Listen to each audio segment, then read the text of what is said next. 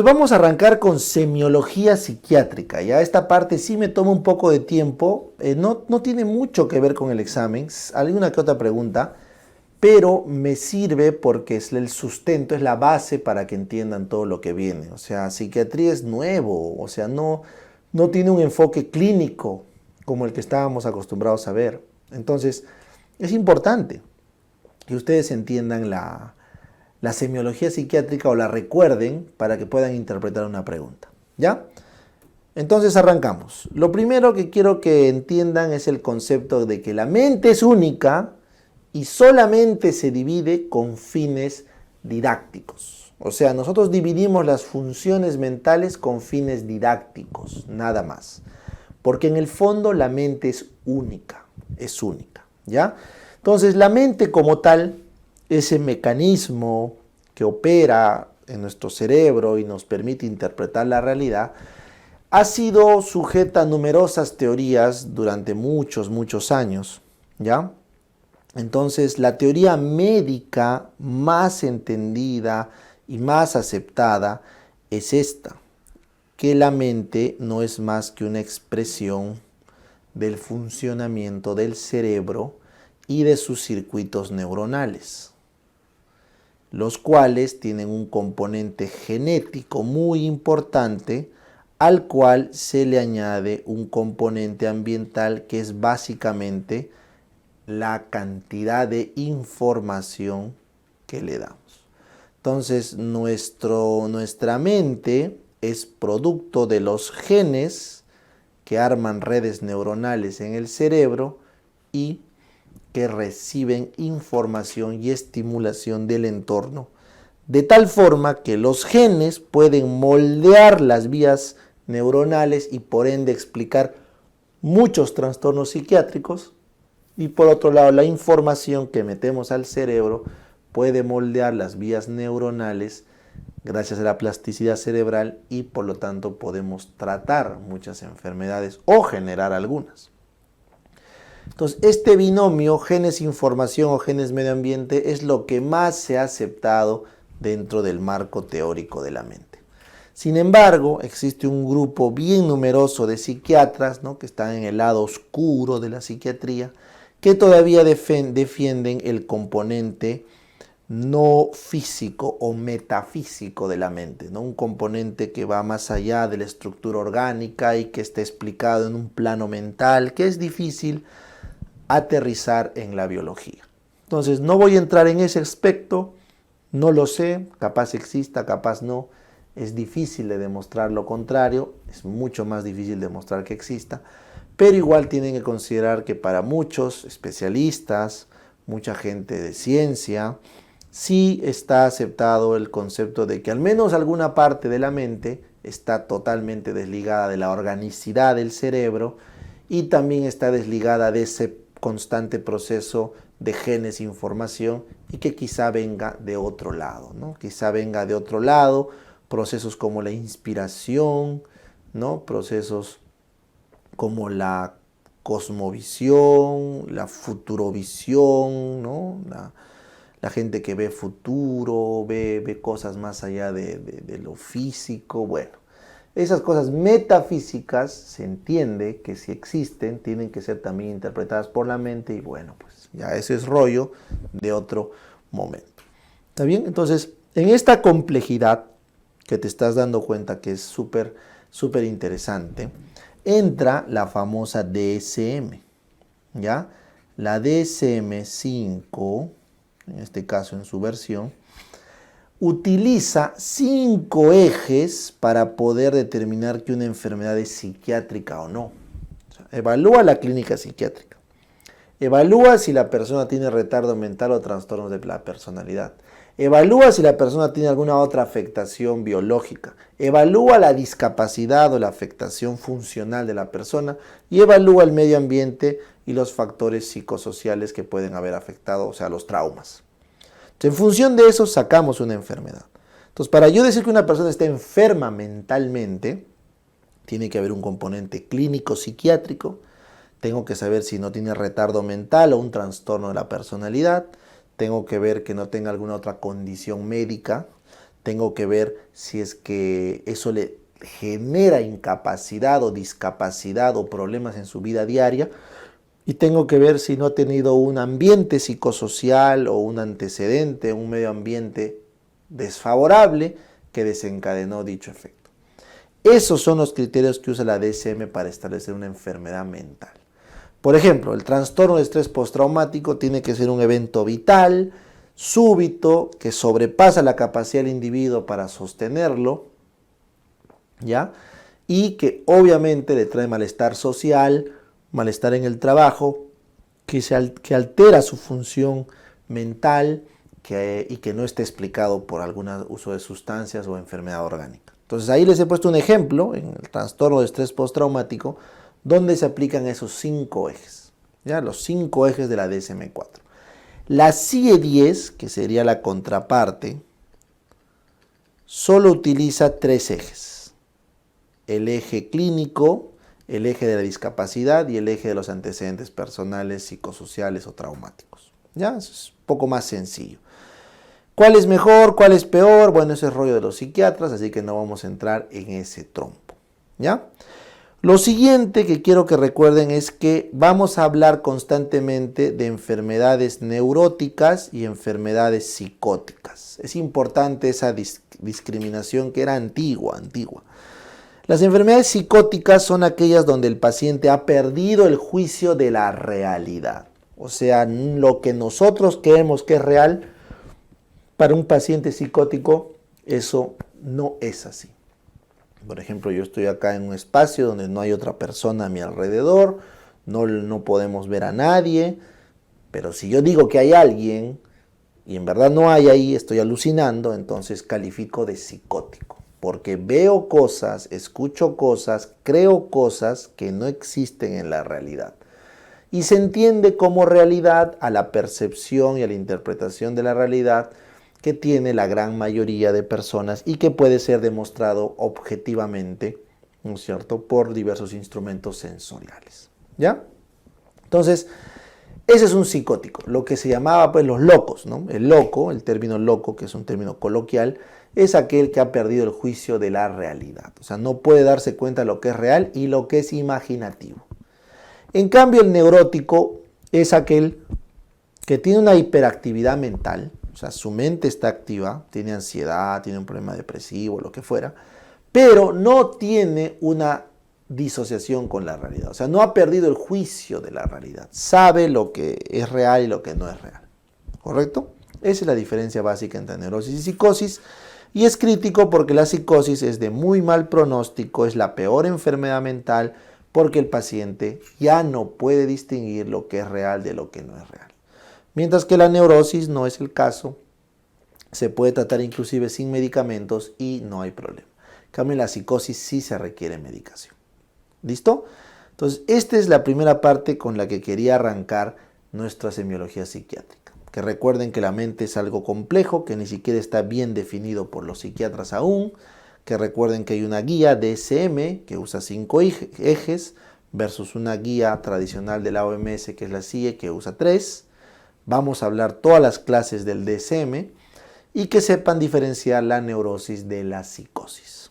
Es lo primero que quería que quede claro. Bien, ahora sí, vamos a hablar de la semiología psiquiátrica.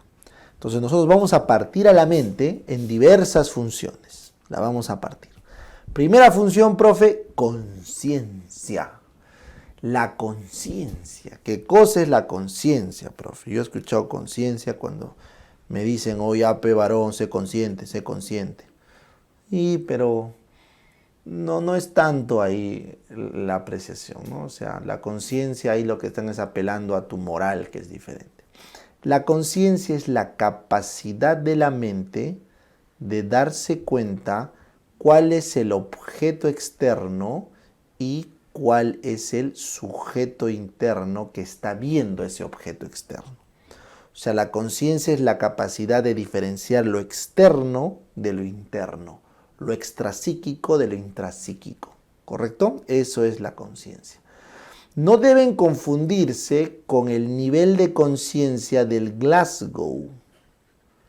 el nivel de conciencia del Glasgow en neurología es la capacidad del cerebro de estar activado, de estar estimulado. Ese es un concepto netamente biológico, orgánico. No estoy hablando de esa conciencia, estoy hablando de una conciencia mental, de darte cuenta que te das cuenta que tu mente está interno y el objeto es externo. Entonces esa conciencia se puede estrechar cuando tu mente solamente puede reconocer lo externo, pero de forma estrecha, ¿correcto? Es como que de toda tu realidad externa, tu mente solo puede reconocer una parte. Es un estrechamiento de la conciencia. Luego tienes el anublamiento. El anublamiento significa que de toda tu percepción de la realidad hay algo que te está tapando. Puede ser un anublamiento onírico, embriaguez, del tipo delirante, crepuscular, etc. ¿Qué me refiero con eso? El anublamiento me refiero a que tú no puedes estar totalmente seguro de lo que es externo o interno porque hay algo que te anubla. ¿Cuál es el mejor ejemplo? El onírico, la alteración onírica o anublamiento onírico. Cuando nosotros estamos soñando, tú a veces estás en tu sueño y dices, aguanta, ¿esto es real? ¿No es real?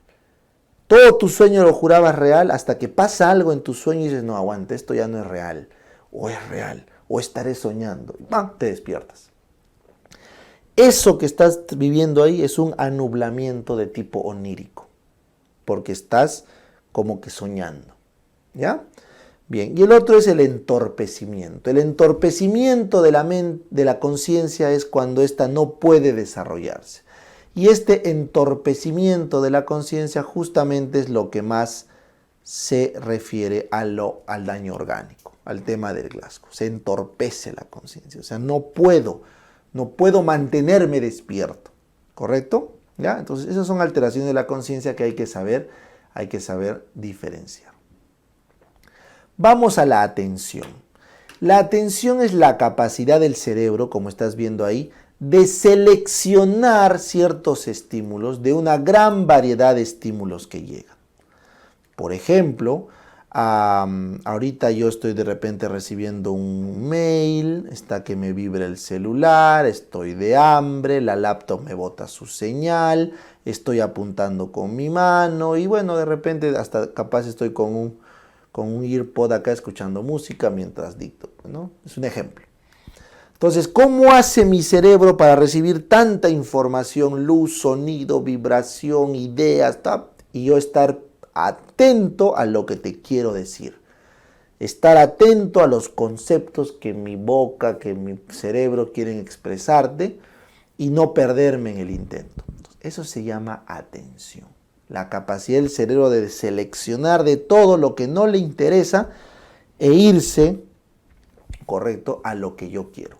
No te confundas con la concentración. La concentración es la capacidad de mantener esa atención. ¿Me entiendes? Entonces, la atención es la capacidad de eliminar estímulos que no quieres para quedarte con los que quieres. Y la concentración es la capacidad de mantener eso por X tiempo. ¿Ya? Entonces, ¿cómo se altera la atención? Por ejemplo, los distraídos, la distraibilidad. Esto lo sufren los que tienen trastorno de déficit de atención e hiperactividad. Se distraen con todo. Vibra el celular, me vengo al celular, me pongo a ver y me olvido que estoy dictando. Chicos, perdón que estaba dictando. Sorry. Y regreso. O sea, eso es la distraibilidad, la incapacidad de mantener atención. ¿Ya? O de llevar tu atención a algún lugar. Luego tienes la hiperprosexia. Eso es el aumento anormal de atención. Y eso ocurre en los que están con psicoestimulantes, con drogas. Tienes demasiada atención. Hiperprosexia. Estás atento, escuchas todo, ves todo. Estás atento. ¿Ya? Indiferencia, como su nombre lo dice, es porque simplemente no te interesan los estímulos, no pueden llamar tu atención, eres indiferente al estímulo, ¿ya? Esa indiferencia suele aparecer en daños orgánicos o en daños psicóticos fuertes. Imagínate que ahorita esté viendo un ruido enorme, una bomba, y yo estoy tranquilo. No estoy sordo, pero no me afecta el ruido. Es indiferencia, ¿ya? Indiferencia. Luego tienes perplejidad. Su nombre dice, la perplejidad es cuando tu atención es captada por todos los eventos, quedas perplejo, porque aumentas la amplitud de la atención, perplejidad, ¿ya? Y frustración es cuando tú quieres llevar tu atención a algo, pero no puedes. O sea, quieres concentrarte, prestar tu atención, pero se te va. Eso sobre todo ocurre cuando estamos de sueño, ¿ya? O también frente a drogas. Quieres atender algo y no puedes concentrarte en esa cosa. No puedes atenderlo y menos concentrarte. Eso es la frustración del objeto. Muy bien. Vamos con la siguiente. El lenguaje. El lenguaje es la forma como nuestro cerebro codifica los pensamientos, los transmite y los entiende con nuestros pares. Por eso el lenguaje oral, escrito, mímico, y como ven este dibujo es la forma en que nos comunicamos entre personas. Es la forma como nuestro cerebro codifica. El lenguaje es el código de nuestro cerebro para expresar nuestros pensamientos, nuestras ideas a otra persona que tiene que decodificar lo que hablamos. Y eso ocurre gracias a la estructura orgánica del área de Wernicke en el temporal superior, que pasa por este fascículo arqueado al área de Broca para que podamos hablar, elegir las palabras, o al área motora para que podamos escribir. ¿Correcto?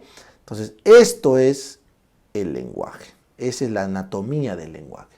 Y cuando escuchamos, llega por el oído al temporal y de acá va al Wernicke para interpretar. Y cuando leemos, viene del occipital, el estímulo visual, y así es como integramos el lenguaje.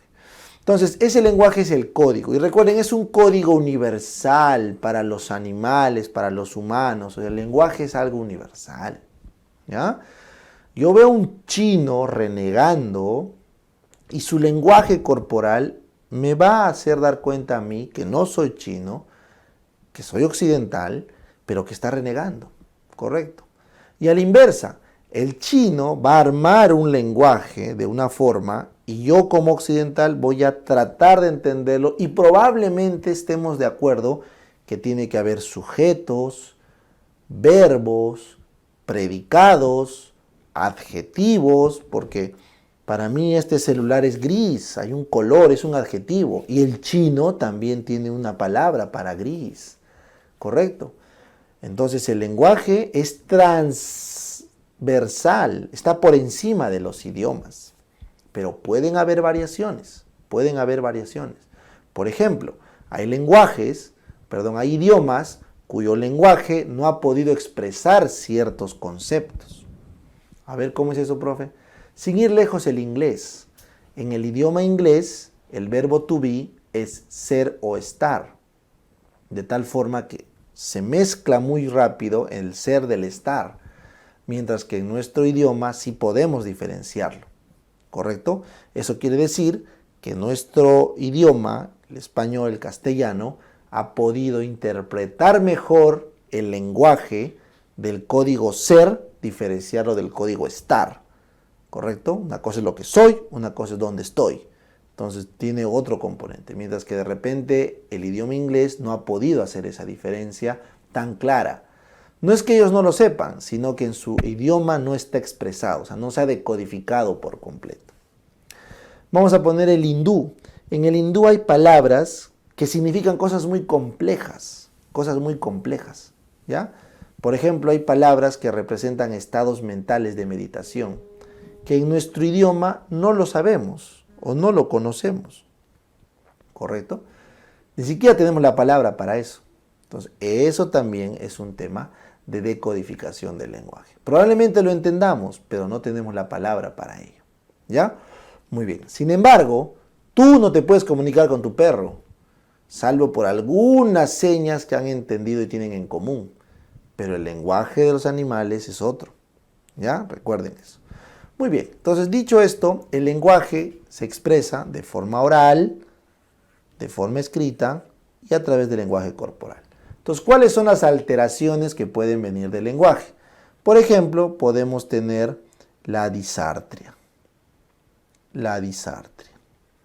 ¿correcto? La anartria. La anartria. La dislalia. ¿Correcto? La afasia. ¿Correcto? Podemos tener el mutismo. La musitación. La verborrea. La verbigeración. La logoclonía. La coprolalia. ¿Correcto? ¿Qué me está faltando acá? La ecolalia. Y así puedo seguir. Por ejemplo, el neologismo. ¿Ya? ¿Qué más me puede estar faltando por acá? A ver, algo importante. Bueno, creo que con eso podemos hablar suficiente. Disartria, incapacidad o mala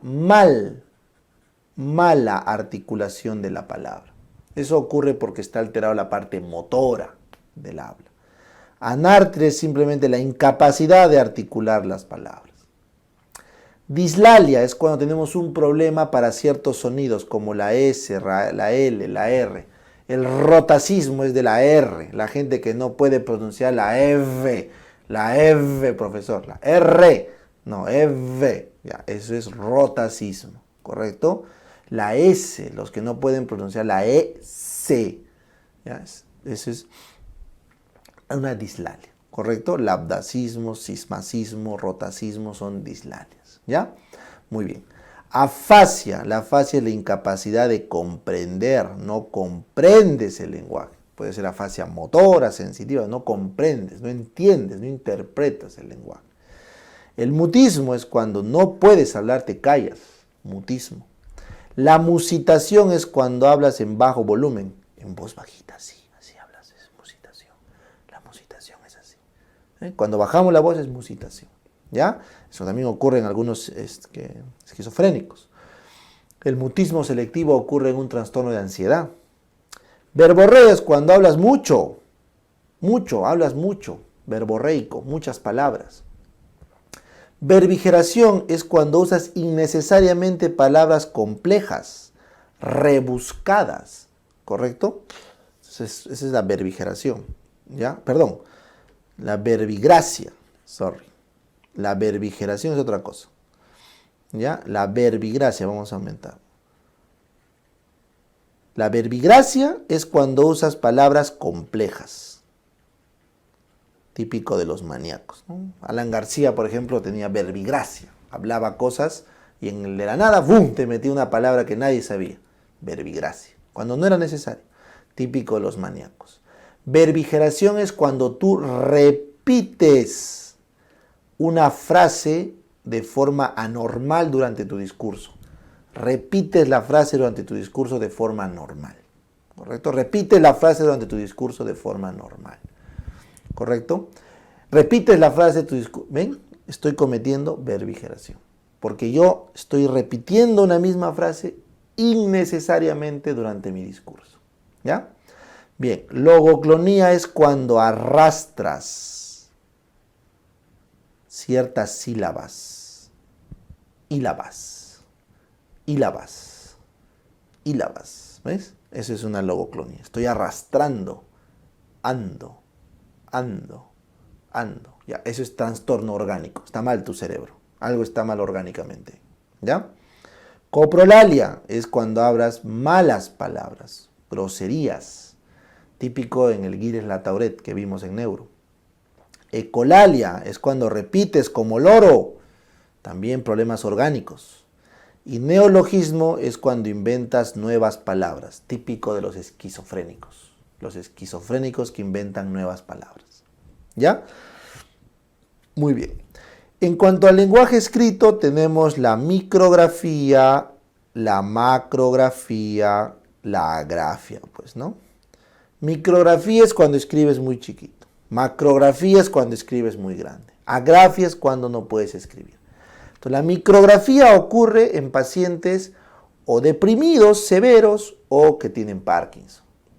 La macrografía ocurre en maníacos, ¿ya? Había, no me acuerdo quién, conocido que firmaba, su firma era toda la hoja y bajaba. Y no está prohibido, ¿eh? Puedes firmar en toda la hoja si quieres. ¿Ya? Agrafia es cuando no puedes escribir porque está mal algo en tu cerebro, un daño orgánico. Bien, y en la mímica, bueno, pues tienes la hipermimia, haces muchos gestos corporales, la hipomimia, haces pocos gestos corporales, la ecomimia, cuando repites los gestos de otros, la paramimia, cuando haces gestos que no son los adecuados. ¿Ya? Entonces, esos son los trastornos de nuestro lenguaje. Y casi todos tienen que ver con problemas orgánicos. ¿Ya? Lo que quiero que recuerden es los que tienen que ver con problemas psiquiátricos. La verborrea, la verbigracia van con el maníaco. El mutismo con la ansiedad, depresión. La coprolalia con Gilles Latourette. La ecolalia, la ecopraxia o ecomimia, acá, el neologismo, esos van con el psicótico, con el esquizofrénico, ¿ya? La afasia, la agrafia, la disartria, la anartria, eso van con daños orgánicos cerebrales, ¿ya? La dislalia va con problemas en el aparato fonador, sobre todo. Acá me falta dislexia también. La dislexia es la dificultad para entender las palabras que se leen porque se desordena el texto. Dislexia. Es un problema para el aprendizaje. Vamos a ver más adelante. La musitación es en esquizofrénicos, ¿ya? La verbigeración y logoclonía en daño neuronal. ¿Listo? Bien. La hipermimia en maníacos, la hipomimia en depresivos, la paramimia en esquizofrénicos. Muy bien. Vamos para acá. Percepción. ¿Qué es la percepción? La percepción es la interpretación de tu cerebro de los estímulos externos que recibe. Y para tener una buena percepción se necesita tener los sentidos bien y el cerebro bien, el área de la percepción. Entonces yo te digo, ¿qué color es este lápiz? Negro, profesor. Es negro porque tus ojos ven negro, tu cerebro interpreta negro, ¿correcto? Entonces la percepción necesita que tus ojos estén bien y tu cerebro también, porque es el proceso final. Entonces, ¿cómo se altera? La intensidad. Puedes percibir mucho o puedes percibir poco. Puedes percibir mucho cuando tus sentidos están sensibles o puedes percibir poco cuando tus sentidos están dañados o cuando estás bajo efecto de drogas y tu cerebro percibe mucho o percibe poco. Entonces yo estoy hablando normal y tú me escuchas muy fuerte, ¿ya? Cualidad. Tú puedes oler lo que ves, puedes escuchar lo que ves, puedes tocar lo que oyes. ¿Qué está hablando, profe? Sí. Cuando hay una alteración por drogas, ¿correcto? Por drogas, puede haber una sinestesia, se llama, sinestesia. O sea, un sentido genera estímulo en otro área cerebral. Un ruido te hace ver luces, ¿ya? Y luego también tienes las pareidolias, por ejemplo. La pareidolia es cuando tú ves figuras en cosas que no tienen figuras, ¿no? Problemas de la cualidad de la percepción. Las dismegalopsias es cuando se altera el tamaño de las cosas. Ves cosas muy grandes o muy chicas, dismegalopsias, ¿ya? Y las pseudopercepciones, que eso es lo más importante, tienes a la ilusión, la alucinación, la alucinosis y la pseudoalucinación. ¿Ya? Esto es lo más importante, las pseudopercepciones. Las pseudopercepciones quiere decir que está algo mal en la interpretación de tu percepción. Se llama ilusión cuando hay un objeto externo presente, pero la interpretación es inadecuada. Por ejemplo, yo en vez de la cámara que me está grabando, yo digo que hay una cabeza que me está mirando. Es una ilusión, porque la cámara existe, pero mi cerebro interpreta mal. Eso es cuando uno está con un estado neurótico o bajo sustancias de drogas. Pero la alucinación es cuando no hay objeto externo y el cerebro interpreta mal esa ausencia de objeto externo. Entonces acá no hay nadie en este cuarto, pero si yo veo una persona o escucho a alguien que me habla, eso es una alucinación. Porque no hay objeto externo que genere esa interpretación. La alucinosis, en cambio, es cuando yo me doy cuenta que de verdad no es real. O sea, en la alucinación, la persona cree que es real esa percepción. En la alucinosis, la persona sabe que no es real, pero lo escucha, lo ve. Eso ocurre cuando uno está, por ejemplo, intoxicado con alcohol o con cocaína. Tiene alucinosis visuales, auditivas, táctiles. ¿Ya? Alucinosis. No es igual que alucinación. Y la pseudoalucinación es cuando tú escuchas, ves cosas, pero dentro de tu mente. A ver, ¿cómo es eso, profe?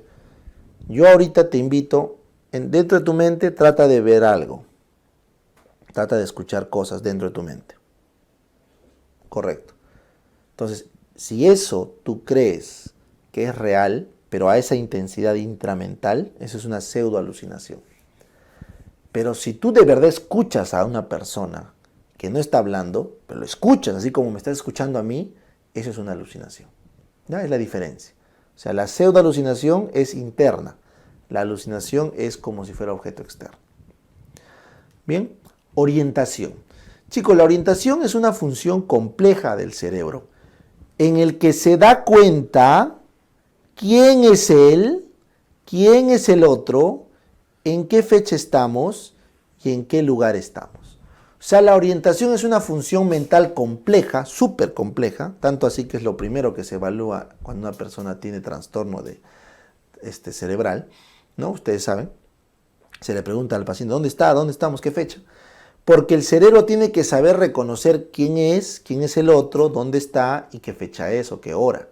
Entonces existen los trastornos de orientación autopsíquica, cuando la persona no puede verse a sí mismo, o sea, no se orienta sobre sí mismo. La alopsíquica, cuando no se orienta respecto al otro, no sabe quién es el otro, no está orientado. Y en el tiempo y espacio, cuando no sabe qué fecha, qué hora es, ni en qué lugar está. Entonces la orientación básicamente se altera cuando estamos frente a un problema orgánico o frente a estímulos de drogas, porque es una función muy compleja, que no se suele alterar con problemas psiquiátricos. ¿Ya? Bien. Vamos acá. La inteligencia. Profe, mi mamá me ha dicho que soy inteligente. Bueno, habría que ver. No, mentira. La inteligencia, chicos, es la capacidad de resolver un problema y una situación nueva sin poner en riesgo o con un riesgo razonable la supervivencia. ¿Ya? Esa es la inteligencia. Entonces nosotros, para calcular la inteligencia, necesitamos sacar el coeficiente intelectual, que es la edad mental dividido entre la edad cronológica multiplicado por 100. Eso vamos a ver más adelante. Entonces, la inteligencia es la capacidad de la mente para resolver situaciones nuevas con éxito, sin ponerse demasiado en riesgo como especie. Ya esa es una definición más compleja. Muy bien, entonces nuestra mente, obviamente como animales, hemos dominado la Tierra porque tenemos inteligencia superior al resto de animales. Nuestra inteligencia nos ha permitido superar numerosos problemas, numerosas adversidades a lo largo de la historia de la humanidad, ¿cierto? Nosotros como humanos tenemos que agradecer la inteligencia que se nos ha dado. Debemos rendirle homenaje a ese don que se nos ha dado, de poder resolver los problemas. Entonces un humano es más humano toda vez que intenta siempre resolver sus propios problemas, porque estás desarrollando tu inteligencia, que es lo más valioso que tenemos, ¿ya? Entonces todos ustedes se van a preguntar, profe, ¿y puedo ser más inteligente? La teoría dice que venimos con una carga genética que depende 60% de nuestra madre y que se desarrolla casi en su plenitud en los primeros años de vida. Pero hay un espacio para mejorar, pulir y desarrollar la inteligencia después de los primeros años de vida, ¿correcto? Entonces, en teoría, siempre hay algo que podemos hacer por nuestra inteligencia, ¿correcto? ¿Y qué es lo que les recomiendo? Siempre aprendan algo nuevo. Esa es la mejor forma de entrenar su inteligencia. Siempre aprendan algo nuevo, siempre hagan algo nuevo. Si ayer no sabías jugar tenis, hoy día ve a jugar tenis. Este fin de semana toca jugar vóley. Este fin de semana toca jugar ajedrez. Este fin de semana toca, no sé, pues se me ocurre cocinar. El siguiente fin de semana toca contabilidad. El siguiente, o sea, si tú cada rato a tu cerebro lo retas con algo nuevo para aprender, estás desarrollando redes neuronales que te están haciendo más inteligente. Y al ser más inteligente, tú vas a poder responder mejor a los nuevos retos que te traiga la vida. ¿Ya? Entonces, ¿cuáles son los trastornos de la inteligencia? El retardo mental. El retardo mental es cuando no se alcanza la inteligencia genéticamente programada. En este caso, el promedio como humano. En cambio, demencia es cuando sí se alcanzó, pero se retrocede. Típico del Alzheimer, por ejemplo. Se alcanzó un nivel cognitivo de inteligencia, pero se retrocede. Bien, entonces siempre es inevitable en este tema hablar de la inteligencia artificial.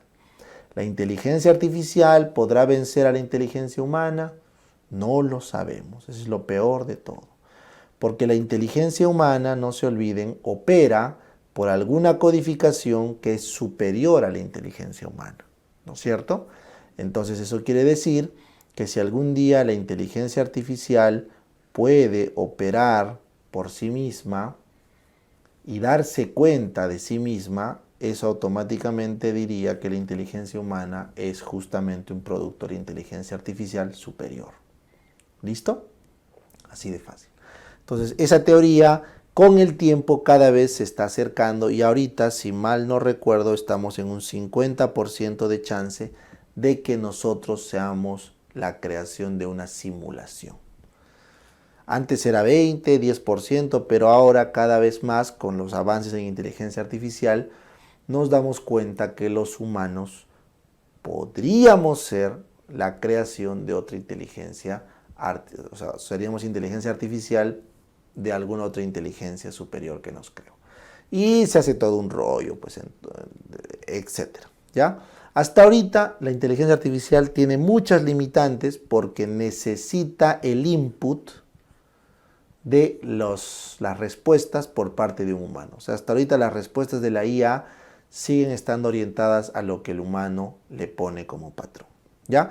Sin embargo, ustedes tienen que notar que la inteligencia artificial sí está afectando al humano porque está pudiendo controlarse o mantenerse a expensas de él. El ejemplo son las redes sociales. Cuando una red, tú te enganchas en los reels de Instagram, no te enganchas, lo que estás haciendo ahí, estás satisfaciendo lo que la inteligencia artificial del Instagram buscaba en ti. O sea, Instagram está programado para que tú te pegues a la red social, no salgas de ahí. Los reels te vienen uno tras otro en función del refuerzo positivo que tú le das porque te gustan. Igual los tweets, igual el Facebook. Entonces, cuando tú te enganchas, entonces es porque la IA ha conseguido su objetivo dentro de tu cerebro. ¿Ya? Entonces, hasta ahorita no hay problema porque la IA, su único objetivo está ahí en engancharte. Pero ¿qué tal si mañana más tarde el objetivo de Instagram es volverte violento? Entonces la inteligencia artificial va a poder desarrollar una combinación de reels, una combinación de estados, lo que fuera, para poder llevarte hacia eso. Si se puede o no se puede hacer, eso solo se verá en el futuro, pero sí, mientras tú no uses tu propia inteligencia para resolver tus propios problemas y simplemente te entregues a que el otro o lo otro resuelva tus problemas, entonces sí te expones, ¿ya? Por eso, para desarrollar la inteligencia, ya les dije, siempre hay que buscar resolver problemas nuevos, siempre. Bien, entonces ahora sí vamos a lo otro, que es la memoria. La memoria sí es probable que te hayan dicho que tienes buena memoria desde chiquito, ¿no? La memoria es otra cosa. Ser memorista no es ser inteligente, ¿ya? Pero sin buena memoria no puedes ser inteligente. Eso también es otra cosa. La memoria es un instrumento de la inteligencia. La inteligencia es más, pero la memoria es un instrumento inicial. La memoria lo que busca es seleccionar los estímulos, porque no te olvides que por la corteza prefrontal llegan un montón de estímulos, ¿ya? Que están llegando de todos los sentidos, ¿ah? El oído, la vista, el tacto, el olfato, están mandando señales, y esta corteza prefrontal, correcto, que tiene la memoria de trabajo a corto plazo, lo que busca es, con esa información, tomar una decisión inteligente. Eso es la memoria corto plazo, memoria de trabajo. Entonces ahorita tú estás recibiendo un montón de palabras, un montón de estímulos visuales y estás tratando de armar conceptos. Entonces tu memoria de trabajo está a todo dar para armar los conceptos. Pero ¿qué va a pasar? Mañana te vas a olvidar todo lo que hemos hablado. Todo lo que hemos hablado te vas a olvidar. ¿Por qué? Porque tu memoria lo botó, lo desechó. ¿Por qué no te sirve para la supervivencia? El cerebro solamente retiene información que es útil para la sobrevivencia. Si no es útil para sobrevivir, no lo va a grabar. No tiene sentido, porque tiene que salvar neuronas para otros trabajos. ¿Está bien? Entonces, si te das cuenta, una persona cuando es muy estudiosa, al final se le nota bien aburrida, bien sosa, bien poco dinámica. Entonces, ¿qué ha pasado con este tipo? Probablemente ha agotado todas sus neuronas tratando de aprender cosas, ¿no? Y le ha quitado a otras áreas de su cerebro. ¿Ya? Eso es un hecho. Entonces, lo que uno tiene que tratar de hacer es aprender lo que le sirve para su funcionalidad. Entonces, tú tienes que hacer que tu memoria esté orientada a lo que te sirve. En este caso, lo que tú quieres es aprender cosas para el examen. Por eso, durante el curso, orientamos tu memoria hacia las preguntas de examen y el contenido del examen, ¿no? Acá en las teorías hablamos bastantes cosas como un tema general que probablemente olvides. Pero el fin es que tu memoria vaya hacia las preguntas de examen, ¿correcto? Entonces, ¿qué es lo que pasa en esta corteza prefrontal? Una vez que llega toda esa información para trabajar, tú creas un pensamiento, ¿correcto? Una idea. Y luego esa idea tiene que pasar al hipocampo. ¿Correcto? Al hipocampo. Y es el hipocampo el que dispara la señal a toda la corteza para pasar a una memoria de plazo intermedio y largo plazo. Entonces, en el hipocampo se genera la parte de la memoria intermedia y luego a largo plazo. Entonces, cuando tú repites un concepto 1, 2, 3, 4 veces y te acuerdas, estás en memoria de plazo intermedio. Y puede que te dure hasta el día del examen. Puede. Pero cuando tú interiorizas un conocimiento, ese pasa a memoria a largo plazo y eso ya no te olvidas. Ya no te olvidas. Doctor, ¿y cómo voy a interiorizar? El doctor Torres ya les explicó en el método de estudio cómo, llegando al tope de la pirámide, que es saber hacer las cosas, ahí es donde interiorizas. Entonces, en este caso, con las clases, cuando yo dicto mis clases, estoy llegando al máximo nivel de, no tanto, o sea, un poquito más abajo del saber hacer es cuando lo sabes explicar. De ahí solamente viene el hacer. Entonces, cuando tú explicas algo a alguien, estás en lo más alto, casi llegando a la memoria máxima de largo plazo. ¿Ya? Recuerden eso. Entonces, ¿cómo se altera la memoria? Bueno, pues la memoria se altera de forma cuantitativa cuando tenemos hipermnesia, o sea, recordamos mucho, como Sheldon, ¿no? Que se recuerda hasta las fechas, y la amnesia, cuando te olvidas. La amnesia cuando te olvidas. Puede ser amnesia anterógrada, cuando te olvidas las cosas nuevas que están pasando, o puede ser amnesia retrógrada, cuando te olvidas lo que ya grabaste en tu memoria a largo plazo. Entonces, la primera amnesia que se afecta en un paciente con problema cognitivo es la anterógrada. ¿Por qué? Porque toda la memoria del trabajo de la prefrontal falla porque falta acetilcolina. Y cuando pasa al hipocampo falla aún más porque necesitamos más acetilcolina. Entonces, la memoria no puede pasar del corto plazo al plazo intermedio. Entonces, no hay memoria adelante, no hay memoria anterógrada. Te olvidas. ¿Cuál era el teléfono otra vez? ¿Cuál era el teléfono otra vez? Eso es anterógrada. En cambio, la retrógrada es la memoria que está grabada en toda tu corteza y eso es difícil de olvidarse, sobre todo la auditiva. ¿Ya? Por eso lo último que se olvidan los de Alzheimer son las canciones que aprendieron de memoria en su infancia. ¿Ya? Muy bien. Luego tienes alteraciones cualitativas, cuando tu memoria es de mala calidad. Por ejemplo, no reconoces bien qué cosa es un recuerdo, qué cosa no es un recuerdo. Y tienes el déjà vu o el jamás vu. El déjà vu es cuando tú crees haber estado en un sitio, haber visto o oído algo que nunca lo has visto. Y el jamás vu es cuando tú estás en un sitio que siempre has ido y no lo puedes reconocer como que siempre has ido. ¿Ya? Entonces son alteraciones de la memoria, no reconoces bien. ¿Ya? O las paramnesias, donde tú recuerdas mal, quieres recordar A y recuerdas B.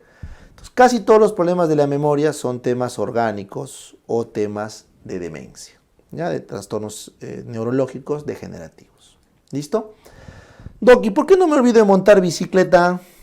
Es que eso queda grabado en los ganglios basales, en el área motora suplementaria y en el cerebelo. Si te das cuenta, el cerebelo, los ganglios basales y el área motora suplementaria tienen una memoria especial para el movimiento, la memoria motora. Por eso hasta los animalitos tienen una muy buena memoria motora para hacer algunos trucos, algunas cosas que se les enseña. ¿Ya? Muy bien. Y la memoria semántica es la que está en el lóbulo temporal, basal y occipital, que es básicamente la memoria de conceptos, de reconocimiento de caras, de patrones, que bueno, es una memoria también fuerte. Es difícil dejar de reconocer caras, dejar de reconocer patrones, dejar de reconocer conceptos. ¿Ya? Bien. Vamos ahora con el pensamiento. Es algo muy bonito. Es algo muy bonito. El pensamiento es la forma como la mente aprehende, ¿correcto?, el entorno y le asigna un concepto, el cual lo traduce después en un código del lenguaje. Y para aprehender ese entorno, la mente usa el juicio, la valoración, la imaginación, ¿correcto? La mente puede usar la razón y así una serie de instrumentos mentales que usamos para aprender el entorno. Entonces nosotros usamos el juicio, nosotros nos gusta juzgar, dudar de las cosas. Nosotros valoramos las cosas, las categorizamos en A, B, C. Nosotros imaginamos, tratamos de proyectarnos más allá de lo real. Nosotros usamos la razón como instrumento máximo para poder aprender la realidad. Entonces, cuando a una persona no le gusta dudar, enjuiciar las cosas, no le gusta valorar, no pone las cosas en su sitio, no, o es reacio a valorar, a imaginar, e inclusive a razonar y poder argumentar racionalmente, entonces es una persona que está perdiendo lo mejor de su cerebro, que es la capacidad de pensar. ¿Ya? Esta es una crítica que siempre hago, porque de un tiempo a esta parte mucho está primando en muchas personas el tema afectivo, ¿no? Que está bien, o sea, tanto se ha alterado en la parte afectiva que ahora todo el mundo cree que el sentimiento, las emociones, la pena, el amor, no sé, pues, la compasión son superiores al pensamiento. Falso, falso. Son iguales, no puede ser superior. O sea, la afectividad es una parte básica y el pensamiento es otra parte básica. No se pueden comparar, ¿correcto? Y si es que quisiéramos compararlos porque no tienes opción y tienes que poner uno sobre el otro, el pensamiento va por encima, ¿ya? Porque justamente es lo que evolutivamente nos ha dado una ventaja sobre el animal. El animal es emocional, el humano es racional. Entonces lo que nos ha dado una ventaja sobre el animal es la razón. Eso no quiere decir que no sientas, sino que la razón siempre va a primar desde el punto de vista evolutivo, ¿ya? Entonces ustedes, para que entrenen su pensamiento, tienen que estar constantemente juzgando las cosas, dudando. Ustedes van a darse cuenta que su pensamiento es agudo cuando siempre juzgan, cuando todo tiene categorías, categoría A, B, C, D, todo está categorizado. Nuestra mente le gusta categorizar, ¿ya? El de arriba, el de abajo, el de la izquierda, el de la derecha. Nuestra mente tiene que organizar las cosas. Si no, no puede operar bien, ¿ya?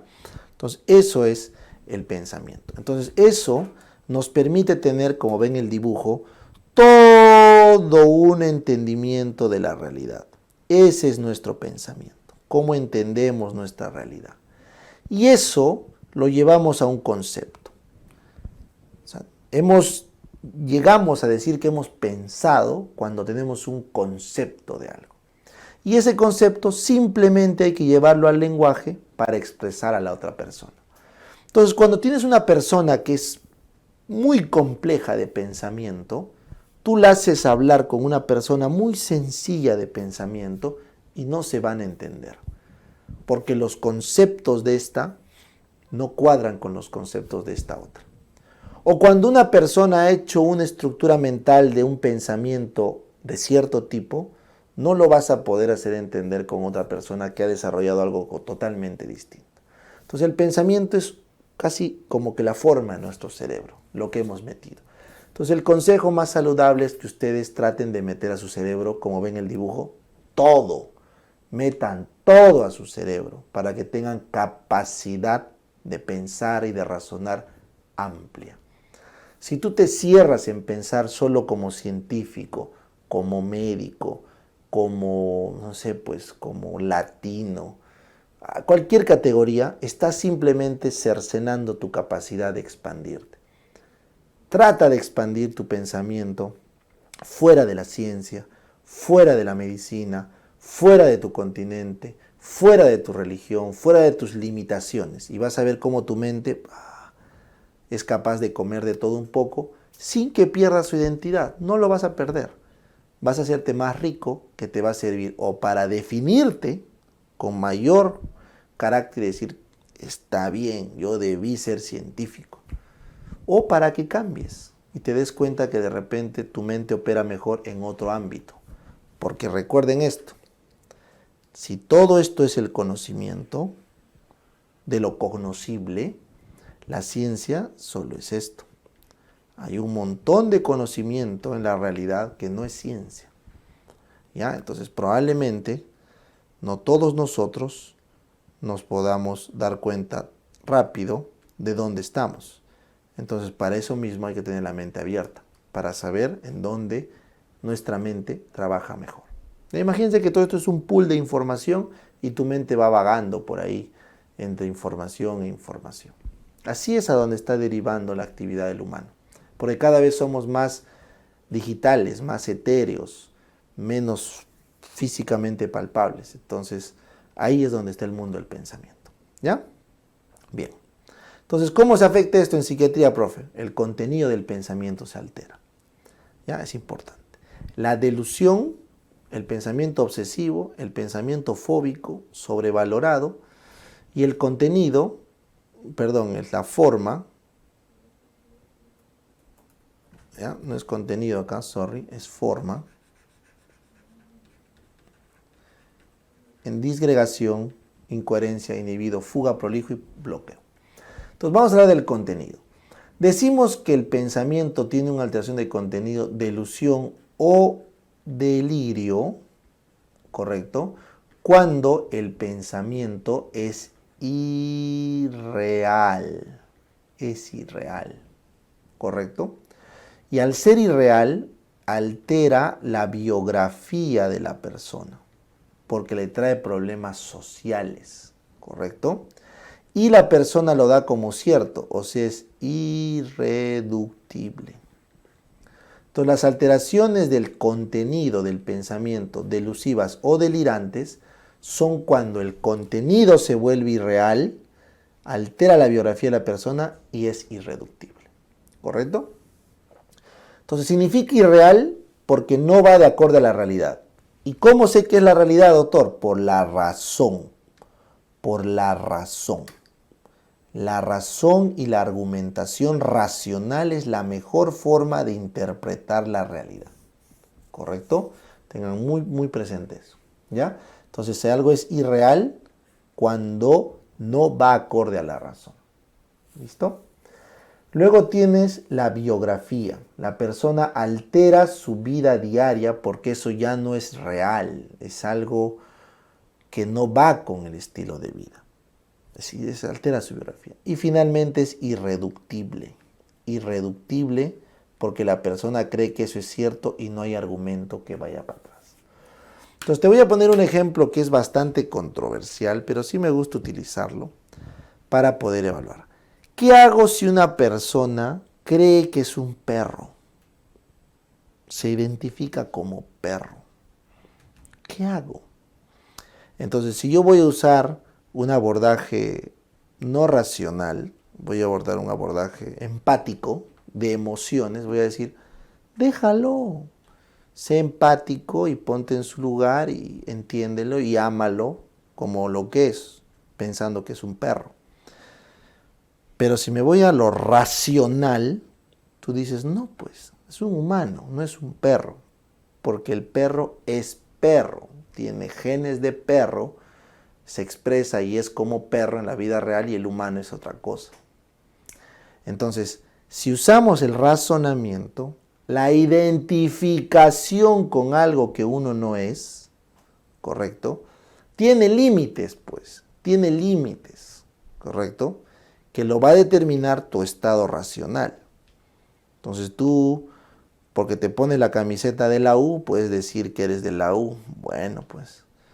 Pero de ahí a que porque te pongas orejas dices que eres perro, eso es más tranca, pues, ¿no? Entonces la racionalidad justamente es la que marca el límite de las cosas.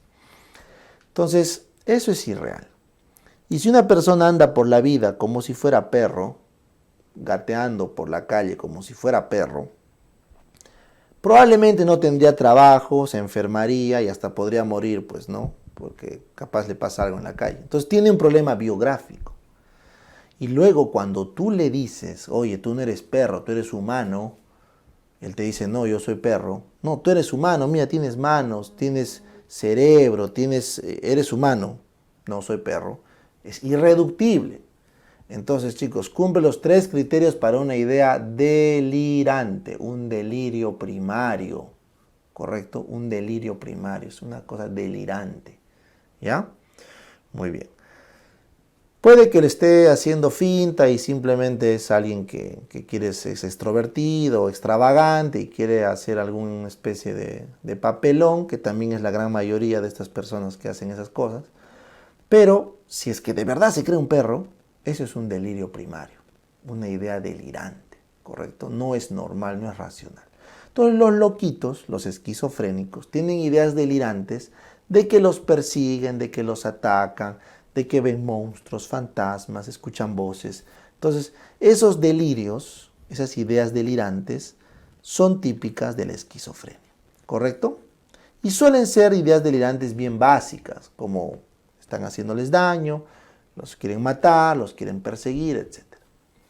Sin embargo, la idea delusiva, también llamada delirio secundario o idea deliroide, se llama así porque es una creencia irreal e irreductible, pero que no altera la biografía de la persona. No lo altera. Y es más elaborada, más creíble. ¿Me entiende? Entonces, la persona puede decir que lo están persiguiendo. No lo van a matar, pero lo están persiguiendo. Y de repente sí tiene un argumento más creíble. O puede decir que todo el mundo se enamora de esa persona y te lo argumenta. Entonces, la idea delusiva es un poco más estructurada y eso ocurre en las paranoias. Eso vamos a estudiar después, ¿ya? Pero quiero que entiendan, hasta ahorita de todo lo que hemos hablado en semiología, esta es la parte más importante, la parte del contenido del pensamiento. Muy bien. El siguiente es el pensamiento obsesivo, es un pensamiento parásito que tú no lo quieres, intrusivo que se mete a tu cerebro y que te genera ansiedad.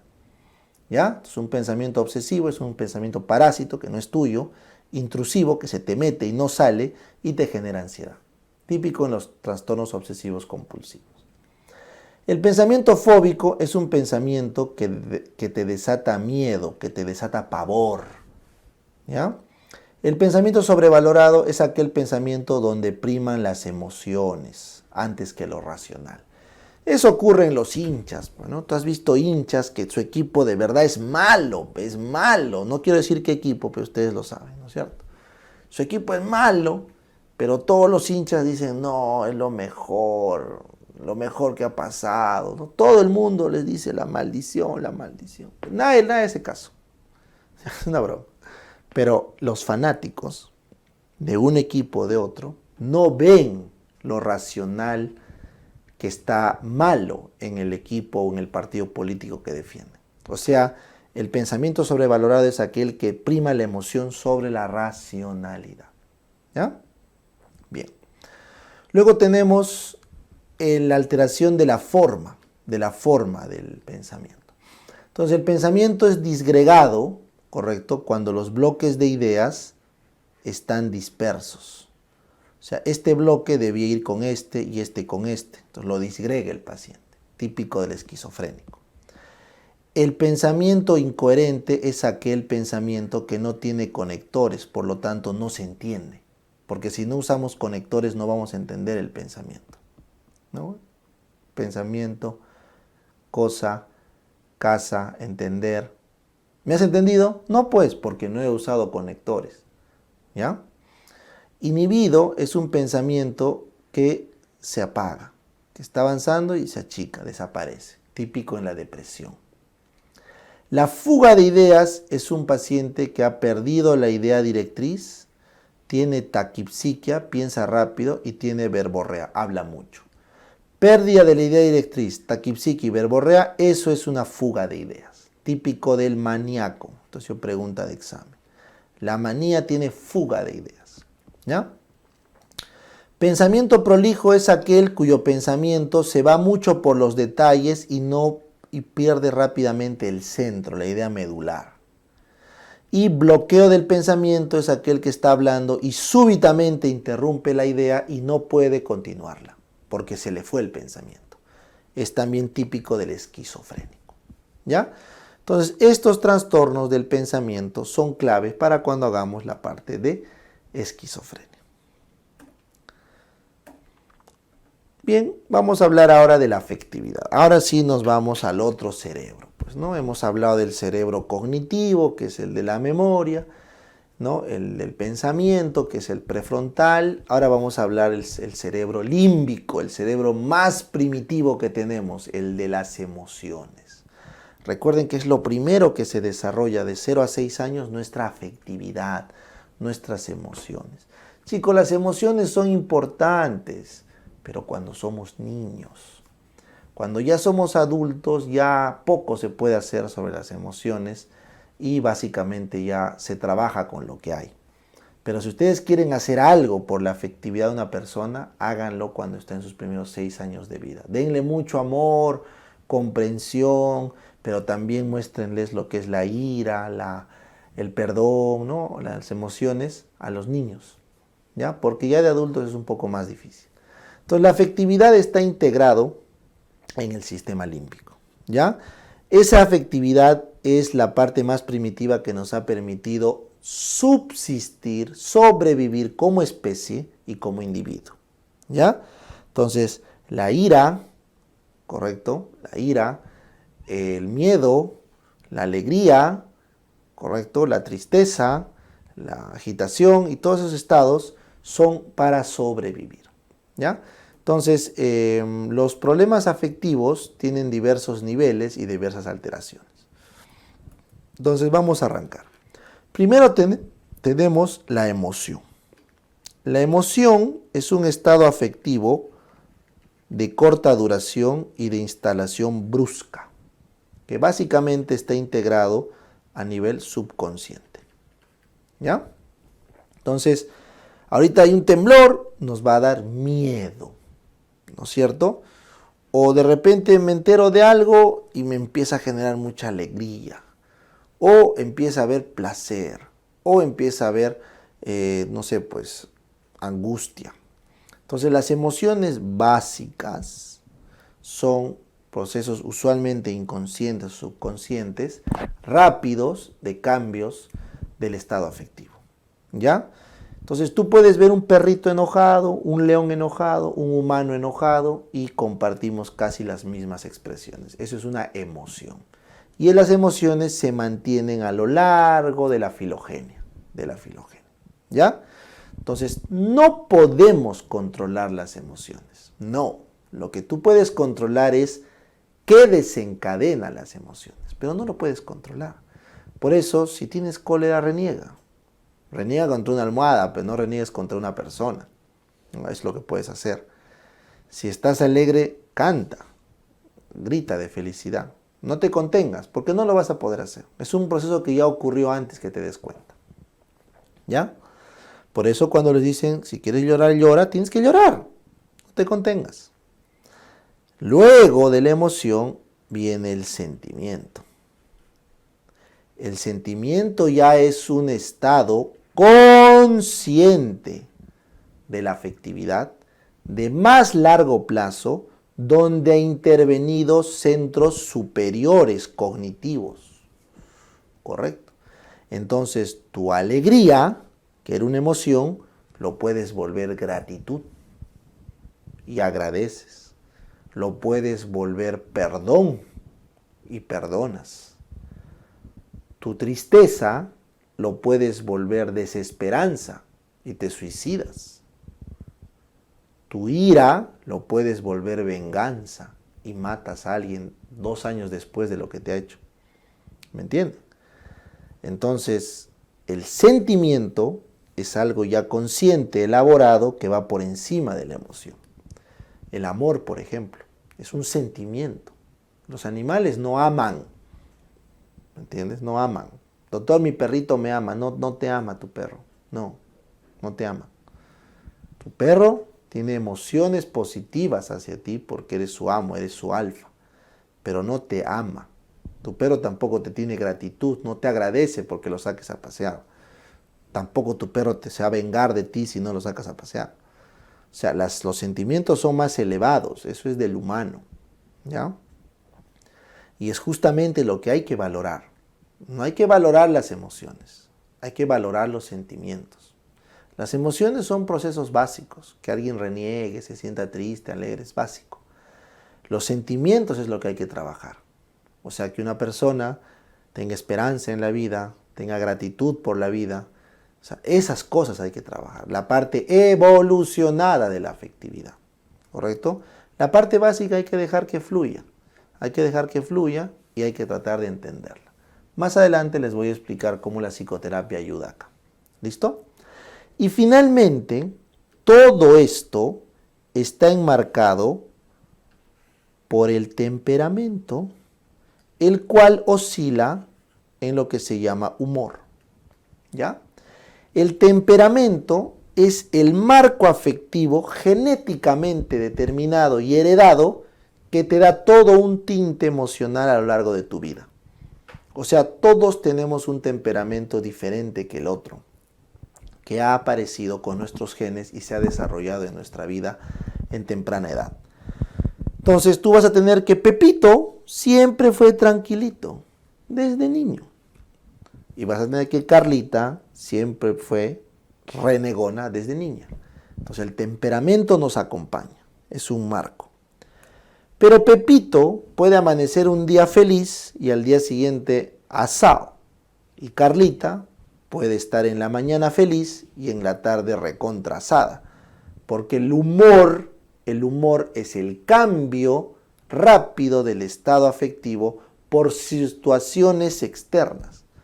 Por ejemplo, si en este aula empieza a hacer calor, empieza a oler feo y empieza un ruido que no me gusta, entonces yo voy a cambiar mi humor y voy a empezar a dictar asado, porque no me gusta donde estoy.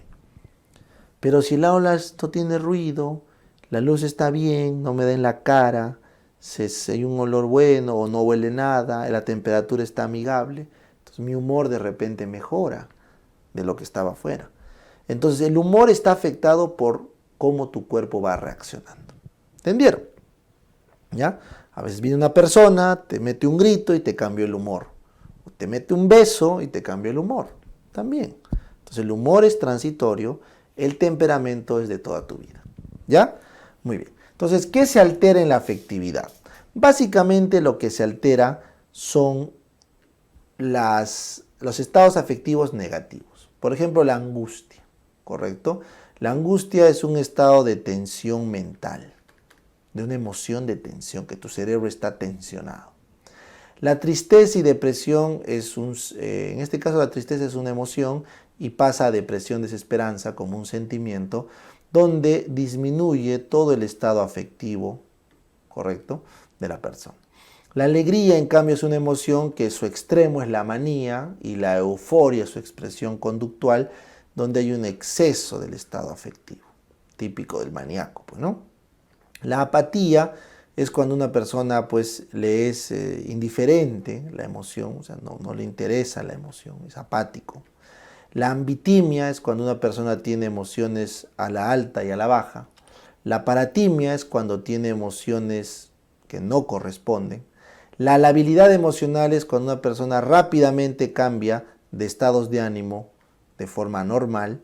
La inversión afectiva es cuando una persona que va a recibir un estímulo correcto, un estímulo de alegría, le genera lo contrario, ¿no? La inversión afectiva es cuando una emoción genera exactamente lo contrario en la respuesta. Un estímulo emocional es totalmente lo contrario. La anedonia es la incapacidad de experimentar placer. Y la alexitimia es la incapacidad de expresar lo que uno siente con palabras. ¿Correcto? Entonces, si yo te digo, yo ahorita me siento tranquilo, emocionalmente tranquilo, está bien. La lexitimia sería, no sé cómo expresarte lo que siento, no hay palabras para expresarte lo que siento. ¿Ya? Eso es un tema cognitivo de la emoción. Entonces, ¿quiénes tienen angustia? Las personas que tienen trastornos de ansiedad. ¿Quiénes tienen tristeza, depresión? Pues los depresivos. Alegría, manía, los maníacos. ¿Ya? Apatía, los depresivos, los esquizofrénicos. Ambitimia, paratimia, también los esquizofrénicos. La habilidad emocional, los trastornos de personalidad borderline.